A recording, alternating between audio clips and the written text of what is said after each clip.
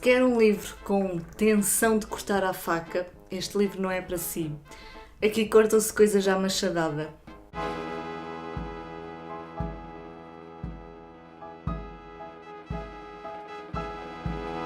Não se preocupe, foi só uma piada. Private joke aqui do livro. Dostoiévski é um grande escritor russo, é uma referência da literatura mundial e viu aqui este livro, O Crime e Castigo, uma grande obra-prima, publicado em 1866. Este é um livro em que desde o seu título que sabemos que vai haver um crime e também sabemos desde o início da narrativa quem é que vai cometer esse crime. O nosso Rodion Romanovich Raskolnikov.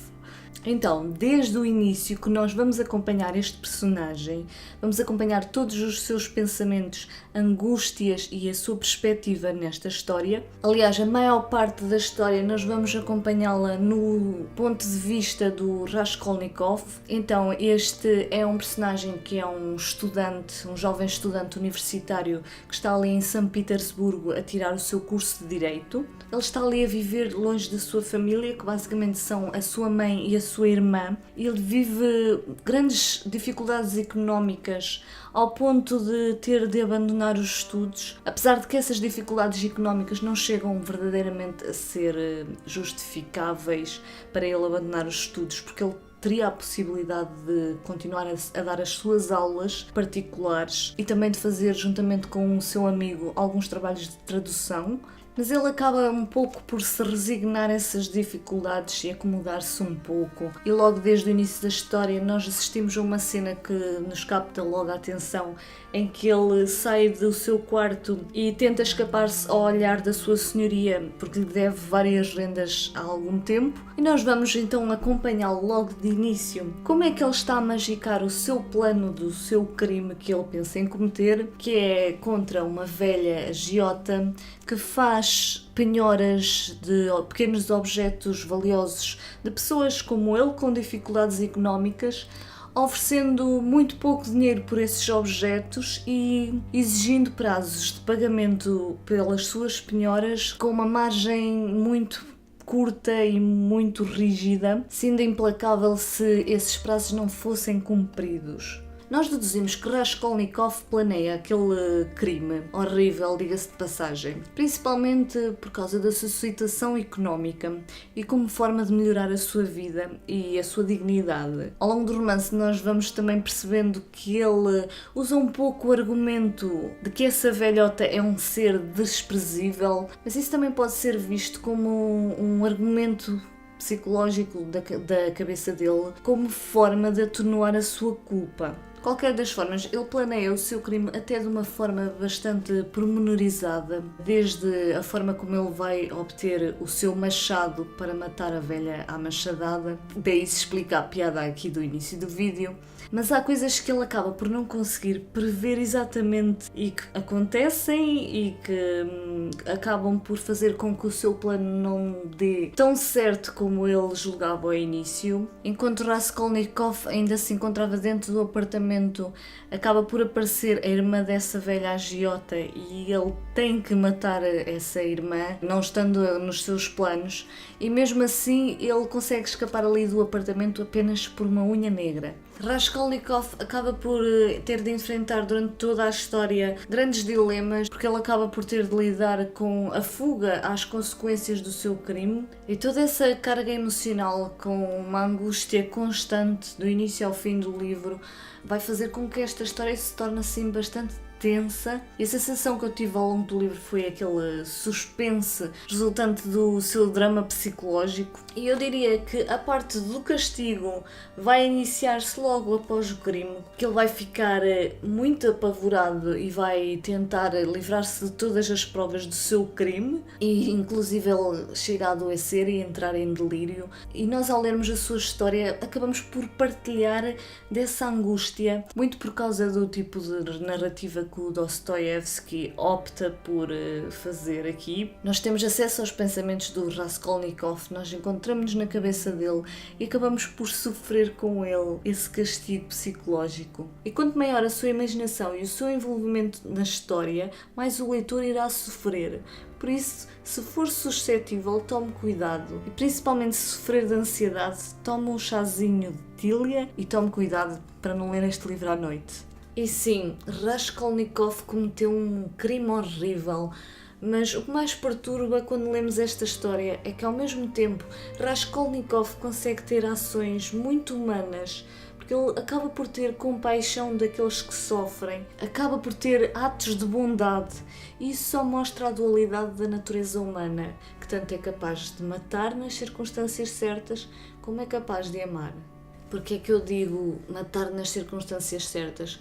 Porque já se diz por aí que nas circunstâncias certas, qualquer pessoa, por mais que essa ideia nos perturbe, qualquer pessoa poderá matar. E este é um bom exemplo de uma viagem ao centro da natureza humana. Além da trama principal de Raskolnikov, em que do início ao fim nós acompanhamos esta angústia de saber se Raskolnikov vai ser apanhado pela justiça ou não, iremos ter, além do enredo principal, outras histórias que são paralelas à história principal e que de certa forma se entrelaçam com essa história. Vão haver alguns personagens que vão surpreender bastante pelas suas atitudes, e mais não posso dizer, não é? O amigo de Raskolnikov, que é o Razumikin, acaba por ser um bocadinho uma peça inocente no jogo entre os personagens que estão do lado da justiça e o próprio amigo Raskolnikov.